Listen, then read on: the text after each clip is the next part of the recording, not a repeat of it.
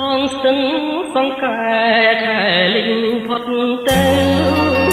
តើឈរយាមផ្លូវនៅក្បាលស្ពានថ្មស្រមើធម្មជាតិធម្មរំលេចពណ៌សូរំលើងចោបង្រុនរាត្រីទាំងដំបូលស្បូវនៅត្រើយខាងកាត់ជាពូកំណាត់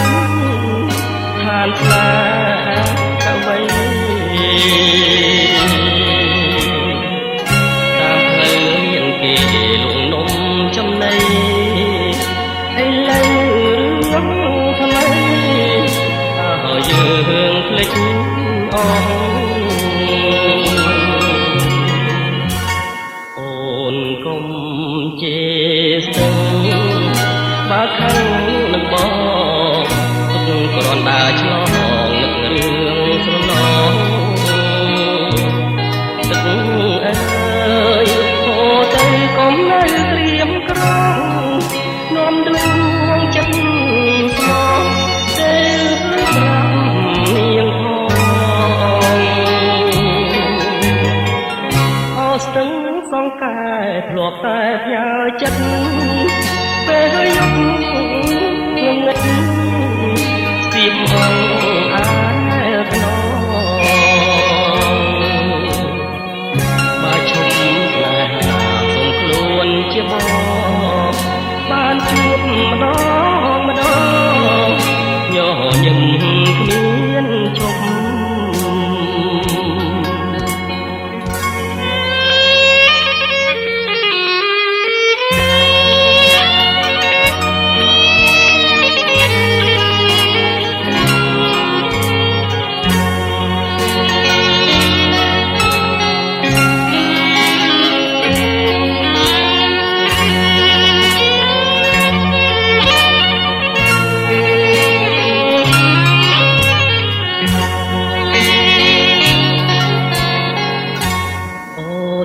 កុំ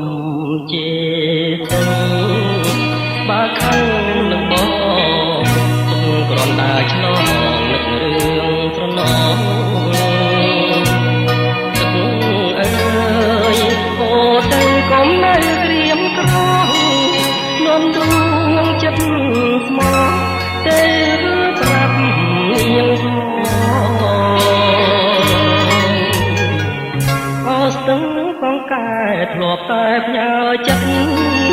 ពេលយប់ងងឹតស្ទាបអងអាយខ្នងបើឈប់ស្នេហាសូមខ្លួនជាបងបានជួបម្ដងម្ដងញញឹមគ្មានឈប់